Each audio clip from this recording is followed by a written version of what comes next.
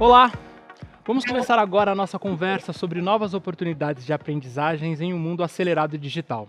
Eu sou Esdras de Lúcia, ator, cantor, apresentador, chefe de cozinha, e eu estou aqui acompanhado desse time referência na educação brasileira e internacional. Está aqui a Débora Garofalo, professora há 16 anos da Rede Pública de São Paulo, e que pelo trabalho inovador de fazer aulas de robótica com sucata, ela ganhou diversos prêmios. Dentre eles, Professores do Brasil 2018, Aprendizagem Criativa do MIT 2019, Medalha da Cidade de São Paulo de 2019 também e a Medalha Pacificadora da ONU. Ela também foi finalista em 2019 do Global Teacher Prize, o Nobel da Educação. Uma salva de palmas ela merece, né? Ela é a primeira mulher sul-americana a chegar a uma final, sendo considerada uma das 10 melhores professoras do mundo. Eu estou muitíssimo honrado. Além disso, eu estou aqui também com o Luciano Meira.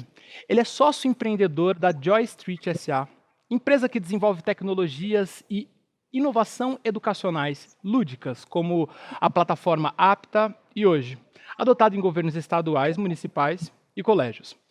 Além disso, ele é professor de ciência de aprendizagem da Universidade Federal de Pernambuco e associado efetivo do Todos pela Educação. Eu também tenho aqui comigo hoje a Rosana Condô. Ela é professora da rede pública e doutora em letras na Universidade Federal do Paraná e especialista em educação especial, atuando desde 2019 no Centro de Atendimento Educacional Especializado Nathalie Barraga, em Curitiba, que atende pessoas com deficiências visuais. Gente, eu só tenho super-herói aqui hoje. Estou muito bem acompanhado. Queria dizer que é uma honra ter vocês aqui, poder dialogar a respeito, falar de tantas coisas num momento tão delicado que a gente está vivendo, né? E vamos dar início ao nosso bate-papo. Bom, nós ainda estamos em pandemia, né? Enfim, é um problema que está afetando o mundo inteiro, milhares de vidas afetadas e acho que a educação foi um dos setores mais afetados nessa pandemia, né? Porque a pandemia acelerou a implementação de novas possibilidades de aprendizado, como o ensino híbrido, uso de recursos digitais, dentre outros.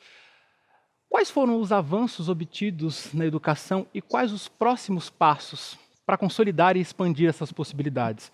A gente pode começar por você, Débora? Claro. Olá a todas, todos. Um grande prazer estar aqui hoje falando desse tema tão importante que é a educação no nosso país, né? E ao lado de pessoas que para mim são referências como a Rosana, o Luciano e contando com a sua mediação. É um grande prazer.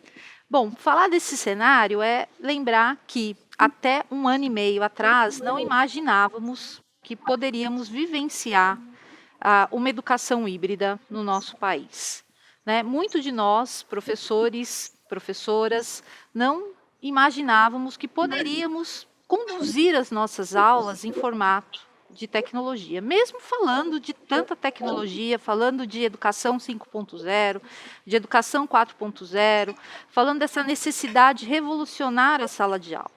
E a pandemia ela trouxe caminhos para que pudéssemos nos reinventar enquanto professores, mas também caminhos importantes para a educação. Eu acho que, sem dúvida nenhuma, um caminho muito importante é falarmos sim de ensino híbrido, que permite que os estudantes assumam esse centro do processo de aprendizagem, que traga toda essa questão do protagonismo juvenil para dentro da sala de aula, mas também através da criatividade, do pensamento crítico, que são habilidades socioemocionais híbridas, os nossos estudantes possam vivenciar o uso das tecnologias. Então, antes da pandemia, falávamos muito de como introduzir isso dentro da sala de aula.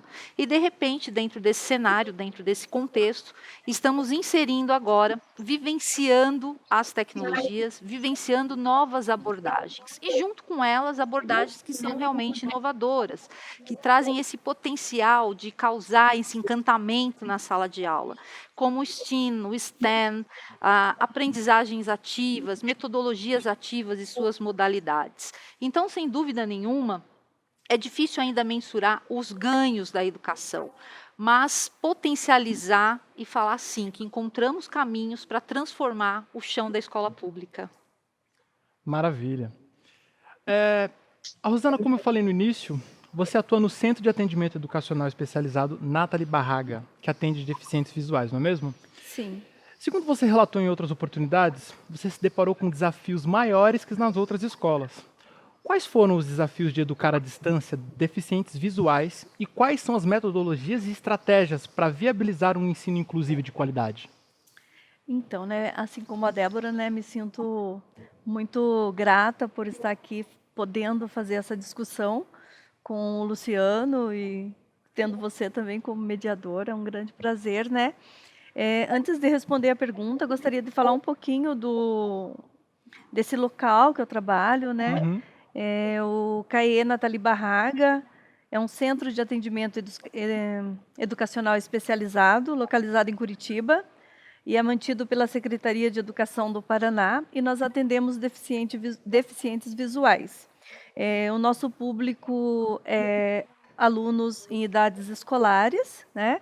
E também a comunidade em geral. Então, nós atendemos desde bebês até idosos. uhum. Mas o nosso público, nesse momento de pandemia, embora todos os outros tiveram também o mesmo atendimento, o nosso foco, a nossa preocupação era realmente com o estudante, né? E, assim, o desafio foi muito grande porque, como a Débora falou, foi algo inusitado e foi de uma hora para outra. Nós tivemos que nos reinventar para não deixar esse aluno à margem, à mercê, né, do sistema educacional. É um público, é importante falar isso, que é um público que nós geralmente já fica à margem da sociedade. Ainda, infelizmente, na comunidade escolar há profissionais e também há representantes que pensam que esses alunos são incômodos, empecilhos, né, que vão atrapalhar os demais alunos ditos normais na sala de aula. Mas eu, como professora já de educação especial há um bom tempo, no CAE desde 2019, eu garanto que não é, né? Essa é uma ideia bastante errônea e é uma ideia que atrapalha muito todo esse trabalho que nós, enquanto especialista, a gente vem fazendo, né? O Paraná, ele se destaca como um estado que promoveu a educação inclusiva responsável, realizando concursos para professores especialistas, também abrindo sala de recursos multifuncionais, os CAEs, né, que é, por exemplo, onde eu trabalho.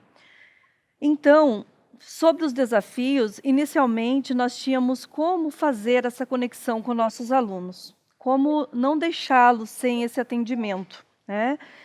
O nosso atendimento ele é muito específico, né? Ele é feito a partir de uma avaliação de ingresso, onde nós avaliamos a funcionalidade da visão desse aluno no contexto, né?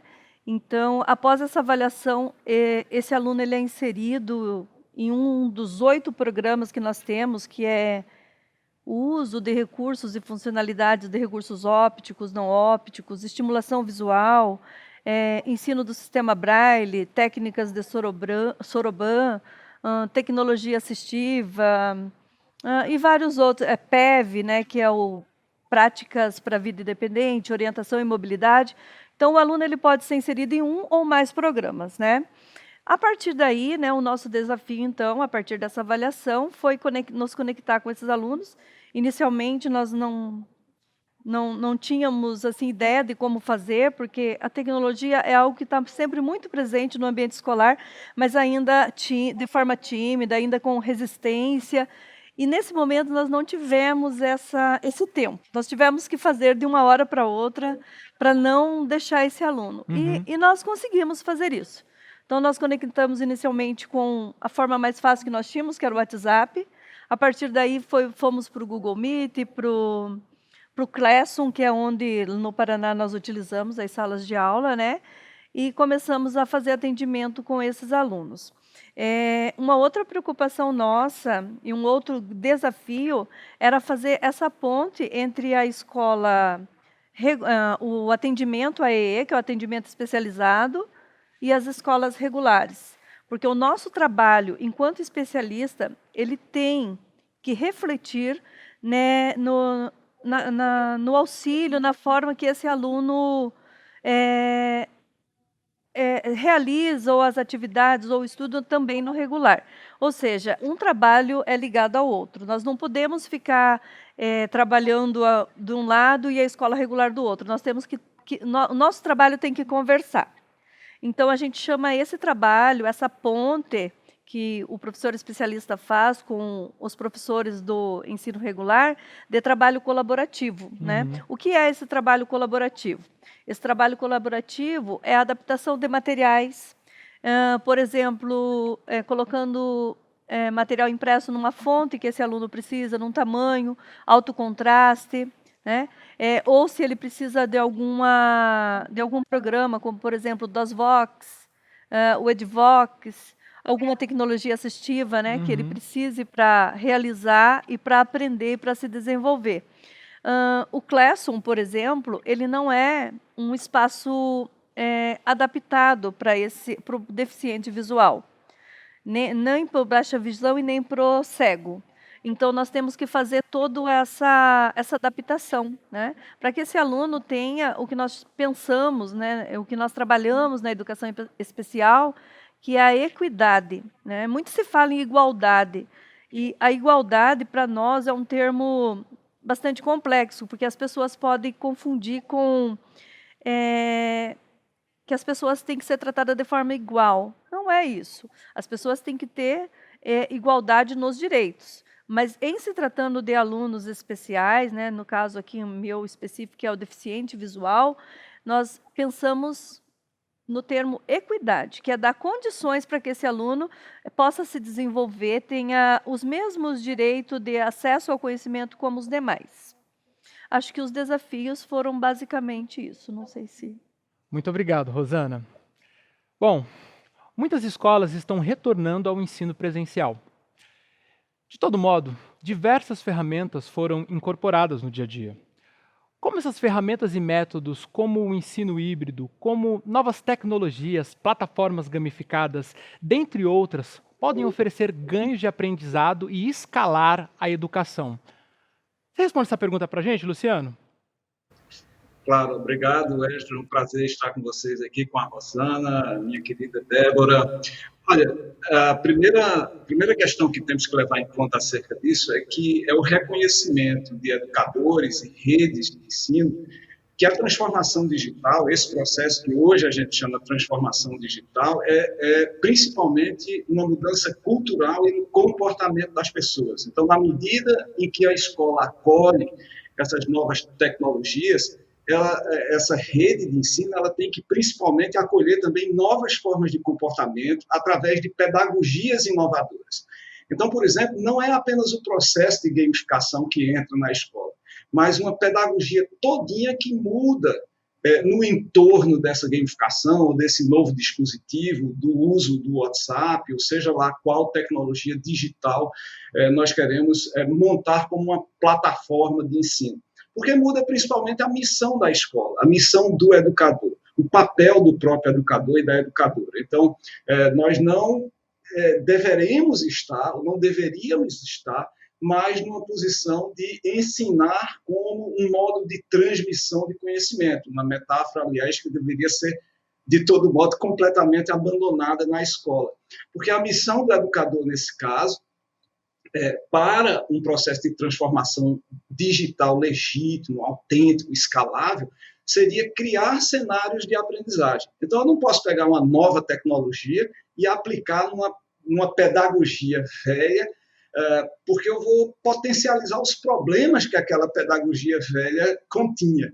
Então, a gente não deseja isso. A gente quer, na verdade, que essas tecnologias elas sejam habilitadoras de um processo de inovação educacional, onde a gente, de novo, muda a cultura escolar de uma educação bancária, como diria Paulo Freire, ainda muito atual, para uma educação inovadora, que acolhe novas formas de relacionamento, novas formas de produção de sentido, produção de conhecimento, através do desenvolvimento de projetos, por exemplo, coisas que as minhas colegas Rosana e Débora conhecem e fazem muito bem. Então, o que a gente precisa, e o que a gente deveria estar fazendo, pensar as pedagogias, eu chamo isso de uma nova pedagogia de bits, porque nós usamos a tecnologia em favor da construção de uma cultura escolar baseada em transformação, baseada em novos modos de ver a aprendizagem e criar cenários mais acolhedores. E, para finalizar, é importante que a própria ideia de acesso à tecnologia, ela não é apenas limitada, por exemplo, a dispositivos tecnológicos, mas nós temos que pensar, ao mesmo tempo, paralelamente, que recursos digitais nós vamos usar, que tipo de acesso à internet, que tipo de banda de internet, por exemplo, nós precisamos ter para fazer funcionar algumas coisas. Mas, de novo, fazer funcionar submetido a uma transformação pedagógica. Muito obrigado, Luciano. E levando em consideração a sua área de atuação, Rosana, o que você acha a respeito? Então, no Paraná, nós retornamos, final de março, já estamos retornando, né, de forma presencial com os alunos. Ainda não são todos os alunos, há aqueles que os pais ainda não se sentem confortáveis, né, para mandar seus filhos, e a Secretaria de Educação do Paraná tem respeitado essa decisão. Então, nós estamos trabalhando com o sistema híbrido, que é atender tanto o aluno que está de forma remota, quanto o aluno que está presencial. Eu penso que é um grande desdobramento para nós professores, é uma jornada bem árdua, mas muito gratificante de nós estarmos conseguindo atender esses alunos, né? No caso do uso da tecnologia, né, como eu já falei antes, havia sempre esse apelo para que a gente usasse, mas era de forma muito tímida. Eu acredito que agora, com a pandemia, isso foi muito rápido e, assim, é até difícil de mensurar em palavras o boom que foi essa reviravolta que nós tivemos que dar e nos reinventar. E, por um lado, assim, foi muito bom porque mostrou o poder de superação do professor, né? Nós não deixamos a peteca cair, vamos dizer assim, e demos conta, estamos dando conta, e realmente ela veio para ficar, e acho que nós devemos usar cada vez mais mesmo em prol do aprendizado dos nossos alunos, né? Nós temos um colaborador, é o professor Enio, né? Ele é deficiente visual e ele diz assim que, no caso, o deficiente visual que fica à margem da tecnologia, que não usa ou que resiste, ele é duplamente deficiente, porque ele realmente não vai ser incluso na sociedade, né? Então, a tecnologia para o deficiente visual é extremamente importante e relevante, né? Nós temos aí inúmeros programas, né, e apps que dá para usar. O DOSVox é muito interessante, o NVDA, o Edvox, o sistema Braille também, que daí a gente pode fazer uso, né? Então, é uma questão muito importante mesmo no desenvolvimento do deficiente visual. Não dá para a gente ficar sem dar esse atendimento, oferecer essas possibilidades para o estudante, para o deficiente visual. É uma nova forma dele ter mais independência, mais autonomia, para ele estar cada vez mais no mundo, né? E que bom que nós temos pessoas assim como vocês, né, que estão tão engajados em transpor, em implementar essas tecnologias, né? E como as coisas se desenrolaram por aqui, Débora? Bom, aqui nós estamos iniciando, acho que um grande passo, né? O Brasil inteiro está iniciando um grande passo, que é esse retorno para a sala de aula. Um retorno que ainda vem acompanhado muito da tecnologia, mas, como bem disse ali o Luciano, tem que vir acompanhada com objetivos muito claros dentro da sala de aula, né? Não adianta a gente querer introduzir a tecnologia ou promover essa equidade através da inclusão, se a gente não conseguir realmente esse acesso que é tão importante de entender essa funcionalidade dessa ferramenta. Exatamente. Eu sempre coloco que a tecnologia ela é uma propulsora ao processo de ensino-aprendizagem. Então, trazer esse lúdico, trazer essa interatividade, ela só vai fazer um sentido qual é a abordagem que o professor vai estar utilizando em sala de aula. Por isso que eu acho que é tão importante lá, fazendo aquela retomada inicial, né, falando das metodologias ativas, porque é isso que vai causar realmente esse encantamento, né, a partir do momento que você traz ações pertencentes a esses estudantes, que ele pode se envolver. Eu acredito, quanto professor, a gente não pode trazer algo gamificado se aquilo não vier acompanhado de objetivos muito claros de aprendizagens, quando bem ali trouxe na sua fala, né, o Luciano. Então, cada vez mais, usemos a tecnologia, mas cada vez mais também trazemos esses objetivos claros, possamos trazer as metodologias ativas, trazer novas abordagens, trazer o design thinking para dentro da sala de aula, que é isso que vai realmente fazer a diferença para milhares de estudantes. Ô Débora, um dos seus projetos mais famosos e pelo qual você foi premiada foi a utilização de sucata para ensinar robótica a alunos da Escola Pública de São Paulo. Desde a implementação do seu projeto, o quanto avançou o ensino da cultura maker aqui em São Paulo e no Brasil como um todo, e como esses projetos se adaptaram durante a pandemia? Bom, falando rapidamente do trabalho de robótica com sucata, né, ele sempre consistiu com esse olhar de democratizar o acesso ao ensino de robótica e programação no nosso país. Então, ele nasceu dentro de uma comunidade muito simples, uma escola cercada por 4 grandes favelas, onde, junto com os estudantes, idealizamos, através do lixo, transformá-lo em objeto de conhecimento. Onde ficam essas escolas? A minha escola ficava na MF Almirante Ari Parreiras, né, localizada aqui na zona sul da cidade de São Paulo. Maravilha. Então, uma comunidade extremamente carente Sim. até de saneamento básico. Exatamente. Bom, depois de todo o reconhecimento desse trabalho, né, hoje ele é uma política pública daqui do estado de São Paulo para 3,5 milhões de estudantes, impactando toda a educação.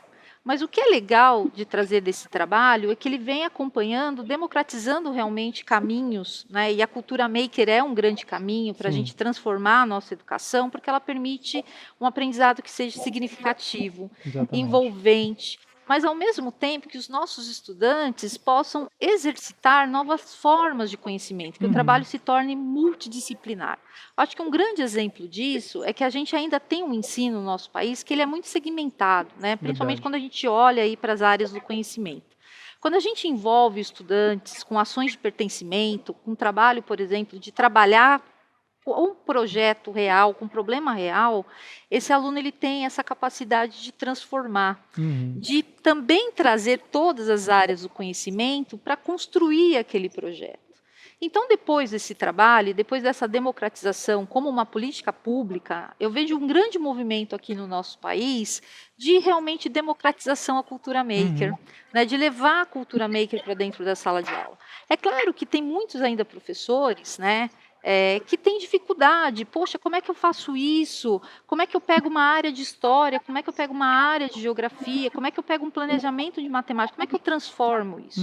E a essência está, então, em entender que a cultura maker é um aprendizado onde os estudantes vão poder utilizar as mãos, vão trabalhar através de resoluções de problemas reais, ao mesmo tempo que eles vão trabalhar com esse currículo, né, com esse conteúdo, de uma maneira em formato colaborativa, né, aprendendo uns com os outros.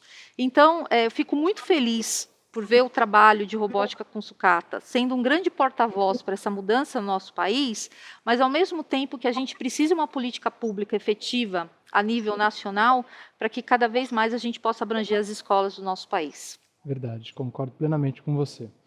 Ô, Luciano, você tem se destacado na realização de plataformas gamificadas como a PTA e Hoje, que falamos na sua apresentação, obviamente. O quanto acelerou nos últimos 2 anos esses projetos e qual a tendência para os próximos anos? Alguma coisa mudou durante a pandemia no que se refere às suas necessidades ou apenas acelerou a procura à adoção? Eu diria, Esdras, que as redes estão começando a ficar mais responsáveis com a aquisição de novas tecnologias, porque estão percebendo que, de novo, as tecnologias potencializam a ação do professor e pode potencializar uma pedagogia inadequada. Então, o que nós precisamos e o que nós temos tentado construir são plataformas digitais de aprendizagem para engajamento e melhoria de desempenho que, de fato, traga uma visão disruptiva de educação, não de tecnologia digital per si. Então, é muito importante que, ao construir, ao desenvolver uma plataforma digital, a nossa principal preocupação é a pedagogia, o que eu, como disse, tenho chamado de pedagogia de bits. Não exatamente características específicas da tecnologia. E, aliás, como tem proposto o Paulo Blixstein, né, em várias defesas que ele tem realizado, não é mais o caso de nós nos perguntarmos se a tecnologia deve estar presente na escola, se as tecnologias digitais devem ser, de alguma forma, consumidas pela escola, mas como. Como a gente vai, por exemplo, adequar um mapeamento de competências e habilidades proposto nos direitos de aprendizagem, nas competências gerais previstas na BNCC, a Base Nacional Comum Curricular, com o uso de uma determinada tecnologia, ou descartar essa tecnologia, ou como, aliás, usar tecnologias analógicas para realizar uma pedagogia inovadora na área de história, por exemplo. Então, se você não pensa em fazer robótica e história, você pode usar a gamificação através de role-playing games, o RPG, né, que, por exemplo, estudantes de ensino médio, muitos conhecem tão bem, para cenarizar uma determinada transformação na história, um determinado aspecto histórico, ou usar a cultura maker para colocar esses estudantes para construírem os cenários de um determinado evento histórico e, através dessa construção materialmente física na sala de aula,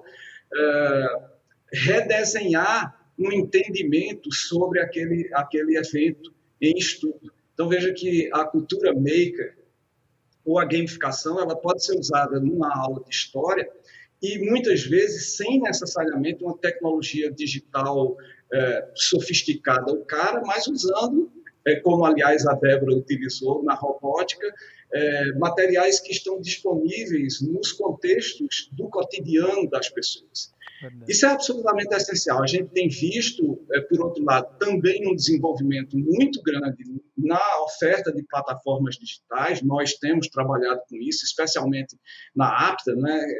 Eu achei bacana que você chamou de APTA, mas a ideia é que o nome é APTA mesmo, né? Porque a ideia é você tornar as pessoas aptas à resolução de problemas, à tomada de decisões. Então, é um EAD diferenciado, eu diria, inovador. A gente, inclusive, sequestrou a sigla, tá, Esdras? EAD para a gente é Educação Aberta Digital, não é Educação à Distância, porque nenhuma educação devia ser feita à distância, mesmo remotamente. A educação é sobre a construção de relações. Então, a gente sequestrou a sigla e EAD para a gente tem isso. Então, o nosso EAD tem uma gamificação baseada em missões e desafios que dão um senso de propósito a esse aprendiz, a esse estudante, usando uma plataforma digital de maneira mais engajada e curiosa.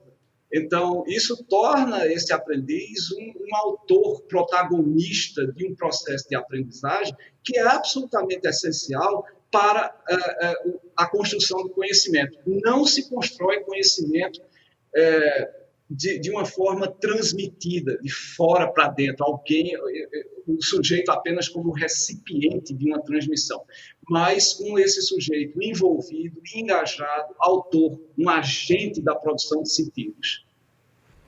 Maravilha. Muito obrigado. Rosana, aproveitando que falamos de como você superou os desafios unindo a tecnologia, criatividade e dedicação no seu trabalho com os alunos com deficiência visual, você também ensina inglês numa escola estadual, né? Sim. Vem cá, como essa experiência contribuiu, em especial agora com todos esses novos aprendizados, para desenvolver melhor esses alunos? Então, né, o Brasil ele é signatário, né, das convenções internacionais e a opção foi por fazer uma educação inclusiva.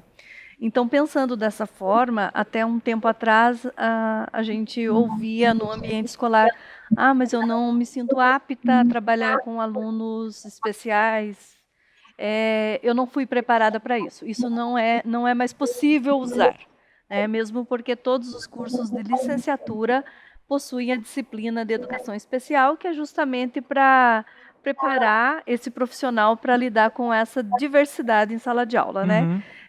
E pensando assim que Os alunos que eu não acredito, na verdade, que não tenha dificuldade em alguma coisa, todos nós temos limitações e dificuldades em algumas áreas, em algumas disciplinas, né? Então, pensando dessa forma, assim, enquanto especialista em educação especial, eu acho que a educação especial, ela contribuiu sobremaneira não só para a minha formação enquanto profissional, mas também como pessoal. Eu não consigo ver a educação, talvez alguns até critiquem, sem afetividade. E, assim, é uma coisa que me emociona muito, né? Porque na educação especial, nós trabalhamos muito com isso. Porque esse aluno, a gente, às vezes, é tudo para ele. É tudo que nós temos para ele. Nesse momento de pandemia, desculpa. Nesse momento de pandemia, nós fizemos a diferença para esses alunos, para que eles conseguissem continuar aprendendo, né? Então, no meu trabalho como professora de língua inglesa, essa minha formação faz toda a diferença, porque eu consigo ser mais sensível para perceber dificuldade desse aluno, seja em questões sociais, em questões cognitivas. Então, o que para muitos é muito difícil, muito complicado, eu levo assim de forma muito mais leve e natural. Porque realmente eu não foco na deficiência desse aluno, mas sim na potencialidade dele, naquilo que ele consegue fazer, naquilo que ele pode realmente fazer. E ao agir dessa forma, eu acabo encorajando esse aluno a ir cada vez mais para frente, a ter mais segurança, né? E o que eles precisam, na verdade, são só de estratégias diferenciadas, de metodologias que atenda, né, a dificuldade. Por exemplo, o deficiente visual. Eu tenho um aluno que não consegue visualizar a imagem, ele tem distrofia no nervo óptico, atrofia no nervo óptico, então ele não consegue visualizar imagem nenhuma, não adianta ampliar para ele. O que ele precisa? Ele precisa de uma descrição alternativa, coisa simples, que é uma forma dele enxergar aquela imagem através das palavras. E esse aluno, ele também está no regular, né? Ele é meu aluno lá no CAEE, mas ele também está no ensino regular. Como ele chama? Alexandre. Está no ensino médio. É um colégio, ele estuda num colégio militar, é um dos melhores alunos. Então, para aqueles que pensam que o aluno especial atrapalha, que o aluno especial vai atravancar o ensino dos ditos normais, eu digo que não. Muitas vezes ele supera muitos outros, né? Então, é só isso que nós precisamos, enquanto educadores, é fornecer equidade, subsídios, adaptações para que esse aluno se desenvolva, né? E voltando lá para o meu ensino de língua inglesa, eu acho que essa minha formação faz toda a diferença. Porque, como eu disse para você, eu consigo perceber, assim, tendo esse olhar clínico, o aluninho, eu falo assim, não, esse aluno não está visualizando direito. Talvez ele precise de uma avaliação. Então, eu estou sempre muito atenta a essas questões. Embora eu esteja no centro desde 2019, eu trabalho com aluno especial desde 2005. Então, eu já trabalhei com autista, com deficiente intelectual, com várias outras deficiências. Então, eu sou muito atenta a isso, muito sensível também. E eu acho que essa é uma das grandes contribuições da minha formação. E, fora isso, também de trazer essa questão afetiva mesmo, né? Porque eu acho que quando o aluno sente que você tem esse carinho, esse amor por ele, é muito mais fácil ele aprender, muito mais gostoso, né? Verdade, faz toda a diferença. Se não fosse uma professora com um pensamento igual ao seu, talvez eu não estivesse aqui. Aí. Bom, e a gente sabe que o currículo da educação, em especial na esfera pública, que ainda tem o desafio de alcançar o aprendizado básico, deve focar nas disciplinas essenciais. Como que nós podemos aproveitar as disciplinas tradicionais para inserir novas ferramentas, métodos e criatividade em geral, Rosana? Então, né, a tecnologia, ela abre um leque muito grande de possibilidades para a gente trabalhar conteúdos tradicionais, ou então, assim, que os alunos têm um pouco mais de resistência, utilizando a tecnologia e essa linguagem que é tão, assim, do mundo deles, que faz tão parte do mundo deles, né? Eu costumo dizer para eles que eles são os nativos digitais, né? Então, por exemplo, durante o ensino, no início, né, que nós começamos com o ensino remoto, muitas coisas eu não sabia, e ali mesmo, durante a aula, eles iam me ensinando. Então, nós fomos aprendendo ali na prática mesmo, né? É, na, no mundo da pesquisa, assim, a gente está muito habituado a partir da literatura para a prática. E agora nós invertemos, nesse momento, eu vejo assim que nós invertemos um pouco essa ordem. Não deu tempo de ir da literatura para a prática, nós fomos da prática para a literatura. É claro que, por exemplo, na educação especial, nós tínhamos já uma vasta um vasto conhecimento na literatura especializada, que realmente faz a diferença, mas nós tivemos que aprender fazendo nesse momento. Então, essas disciplinas tradicionais, quando a gente usa essa linguagem que é tão assim familiar ao nosso aluno, né, é muito mais fácil, ele aprende com muito mais facilidade. Em língua inglesa, é fantástico. É fantástico tudo que a gente pode e consegue fazer usando a tecnologia, né?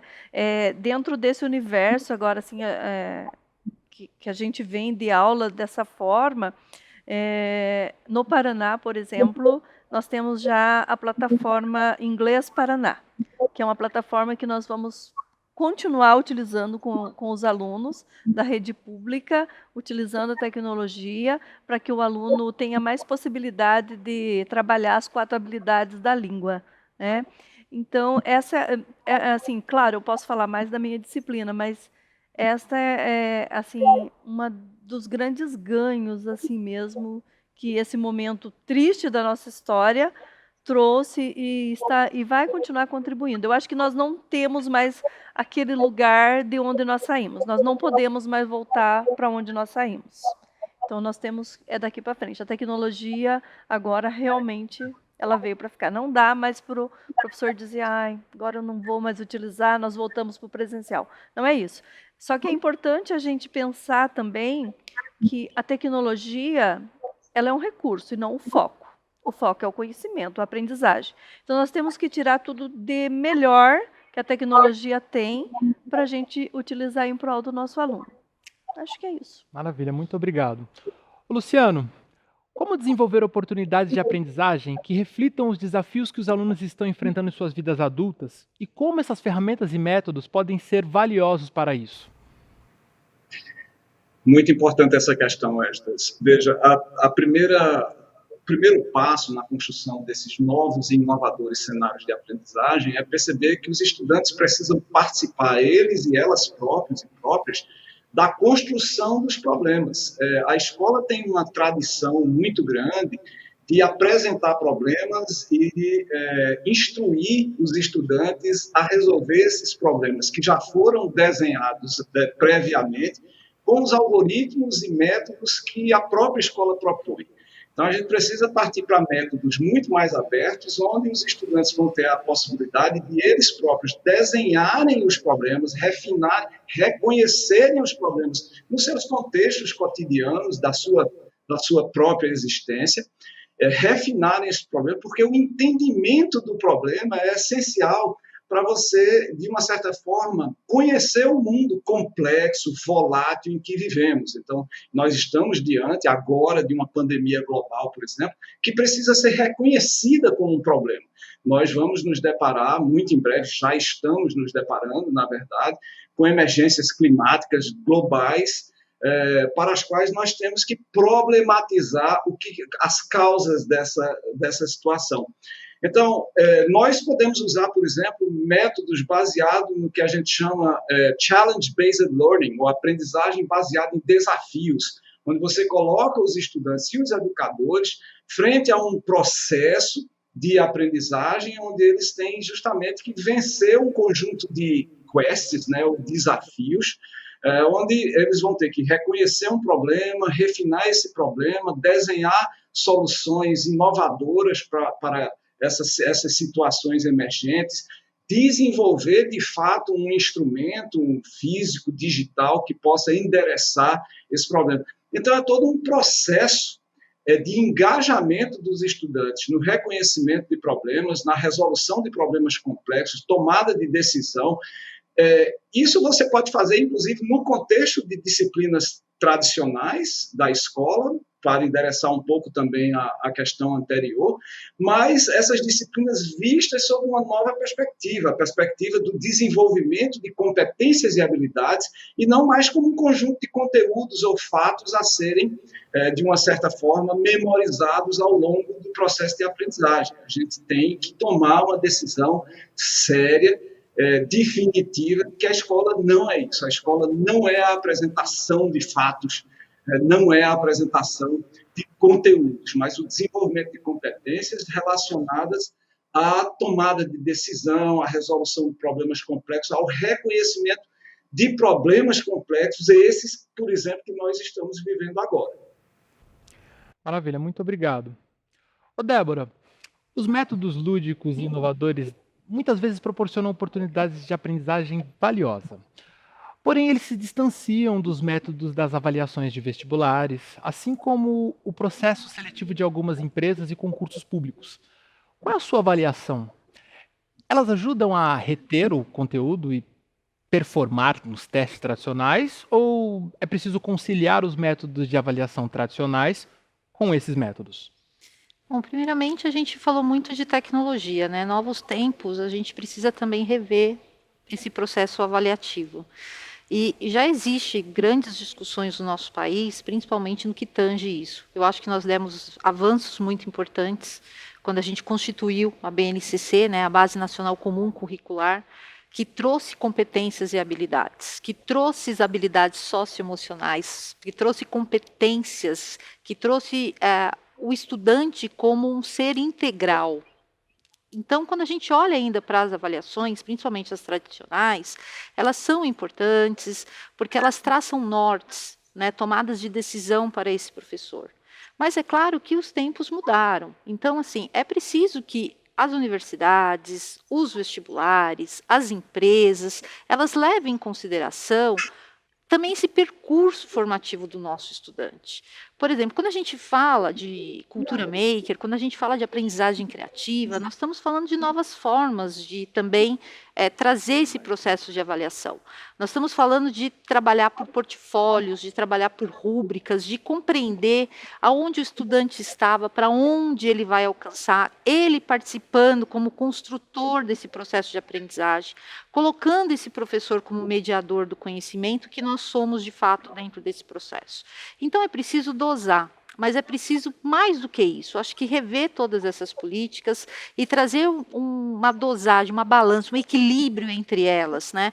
Para que a criatividade ela também possa ser conceituada, que o pensamento crítico, que essa formação integral que nós tanto buscamos na educação, com equidade, eu acho que a Rosana bem pontuou isso, né, na fala dela, a gente possa refletir no processo avaliativo.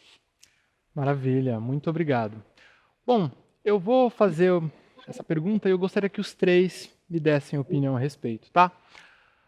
O uso dessas ferramentas, projetos e oportunidades muitas vezes exige que os professores e outros profissionais da educação também apoiem e participem dessas iniciativas. Como capacitar e engajar os professores nessas mesmas iniciativas? Posso começar por você, Débora? Bom, eu começo falando que é necessário a gente ter altas expectativas para os nossos estudantes, essencial ter altas expectativas para os nossos professores. Então, precisamos cada vez mais apostar na formação inicial, mas também na formação continuada desse docente em sala de aula, para que ele possa vivenciar, né? Muitas pessoas falavam, se espantavam com a minha história, né? Professora, você é uma professora de humanas, de letras, como ensinar robótica? Porque eu me permiti vivenciar. Mas muitos dos meus colegas, eles ainda não têm essa oportunidade. Por quê? Porque precisamos dialogar uma formação que seja mais consolidada com esses novos tempos. Então, por isso que eu comecei falando, né? É necessário a gente olhar para o nosso estudante, sim, criar todas as altas expectativas para ele, mas é essencial trazer isso também para os nossos professores. Olhar cada escola de uma maneira individualizada, trazendo uma personalização do ensino. É isso que vai fazer a diferença para que a gente possa avançar. Uma outra coisa é discutir realmente uma residência pedagógica, né? Eu fui preparada e anos atrás para exercer uma autoridade dentro da sala de aula. E hoje eu vejo que a maior autoridade que eu posso exercer enquanto professor, enquanto profissional na educação, é aquela de acolher, de exercer uma escuta ativa, de poder estar voltando para os meus estudantes e ofertando o amor, né? A pedagogia do amor. Paulo Freire falava muito sobre isso. Então, trazer esse olhar também humanizador para dentro desse processo, entendendo que são as pessoas que realmente, a gente trabalha muito com tecnologia, mas são as pessoas que vão fazer a diferença, é essencial na educação. E você, Rosana, o que você acha a respeito? Concordo com a Débora totalmente, plenamente. Acredito sim que devemos ter essa formação inicial e continuada, então nossos governantes precisam investir nessa formação. Não há como a gente correr dessa tecnologia. Vivemos essa era globalizada. Acho que já deu tempo, como diz Bauman, de termos nossas crises de identidade, mas nós estamos, né, enquanto educadores, no epicentro desse turbilhão mesmo. Então, além de tudo isso, claro, a gente estudar, se capacitar, para que a gente não seja pega de surpresa como fomos agora, né? E aqueles que tinham um pouquinho mais de resistência sofreram um pouco mais. E eu vejo muito o processo de ensino-aprendizagem como uma via de mão duplas. Aquele realmente que a gente aprende com o aluno, né? O conhecimento, ele é compartilhado. Eu aprendo muito com meus alunos, eu aprendo todo dia. E na educação especial, a gente faz muito isso. Por exemplo, quando eu faço uma descrição de imagem para o meu aluno, ele é meu melhor consultor. Porque eu não posso dizer o que é melhor para ele, é ele que vai me dizer. Então, sempre quando eu faço algum material, é primeiramente com ele que eu tenho que ver. É com ele, olha, tá bom para você? No que eu posso melhorar? Então, eu sempre, essa questão que ela falou da escuta, do acolhimento, isso é muito importante. Embora nós sejamos os professores, né, os legitimados para tal, mas nós não podemos ver a construção do conhecimento dessa forma. A construção do conhecimento, ela realmente tem que ser compartilhada, ela tem que ser dividida. E está tudo bem se em algum momento eu não souber alguma coisa e meu aluno me ajudar na tecnologia, porque isso eu acho que vai fazer toda a diferença, assim, dele sentir que ele não é alguém que não sabe nada, que está ali só para receber aquilo que a professora estudou tanto e sabe, como disse o Luciano, a educação bancária. Ele não é um cofrinho que eu vou depositando, não. Ele já chega com a história, ele já chega com muito conhecimento para mim. Tem uma bagagem, né? Sim, e quando nós vemos dessa forma, né, cai todo por terra esse discurso horrível, na minha opinião, né, que os alunos especiais só atrapalham. Não só atrapalham. Muito obrigado. Eles só contribuem, na verdade. Com certeza. E você, Luciano, o que você acha a respeito? Olha, nós já sabemos, por muitos estudos e pesquisas, que qualquer processo de transformação, e na verdade a inovação como um todo, em qualquer área, ela depende da formação de redes e ecossistemas. Então, não é diferente do ponto de vista da formação, especialmente a formação continuada dos professores. Eu acredito que essa formação ela deve ser realizada cotidianamente no chão da escola, através desse processo de formação de redes. Então, a minha sugestão aqui para as redes de ensino, para os professores, é que comecem no estilo bem startup de MVP, né, de produto mínimo viável, que nesse caso seria a formação de pequenas redes nas escolas, onde os professores possam apresentar uns aos outros, talvez através até de grupos de WhatsApp, colocando essa rede social para um bom uso, um uso produtivo e positivo, né, que não seja a distribuição, como a gente vê, de fake news ou desinformação, mas a construção de redes, de networks, de inovação através da ação coordenada de professores no chão da escola.